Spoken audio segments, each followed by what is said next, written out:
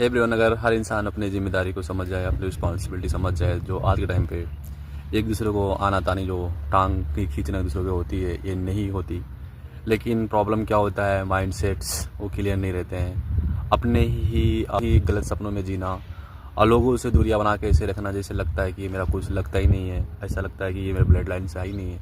बहुत से सारे ऐसे क्वेश्चन खुद से उठते हैं। देखो, ये सारी चीज़ें माइंडसेट्स का खेल है। देखो, जब कोई एक इंसान दूसरे प्लेस पे आता है रहने के लिए, सारी चीज़ को अडॉप्ट करना, वहाँ पे इसकी सर्वाइवल चांस 50% होती है कि वो वहाँ से अच्छे से कर लेगा, ग्रोथ कर लेगा, अपने सारे ड्रीम को पूरा कर लेगा।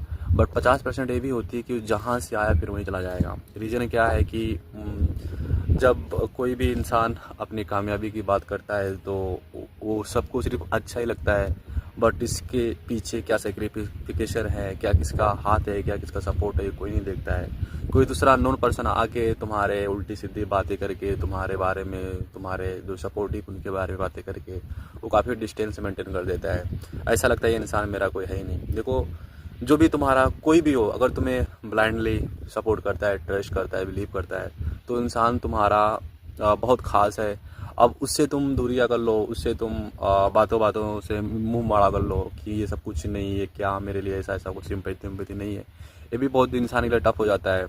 अब देखो, अपनों से दूर जाना, अपनों को छोड़कर दूर जाना, मुझे ये भी नहीं समझ में आता कि ये भी सही है। याद रखना, देखो, ज़िंदगी में अल्लाह सबसे काम लेना चाहता है। जितने भी इस दुनिया में अरिंद परिंद चरिंद है, ह्यूमन लाइफ है, सबसे काम लेना चाहता है। बट मैटर करता है किस प्रकार से अल्लाह से काम लेना चाहता है। ये भी बात है कि लोग अपने इन गलत सपनों में जीना और अपने लिए जीना, अपनी ही दुनिया में जीना। देखो, कोई भी इंसान तुम्हारे लिए दुनिया हो सकता है, बट वो इंसान तुम्हारे लिए पूरी दुनिया ना बने तो ठीक है।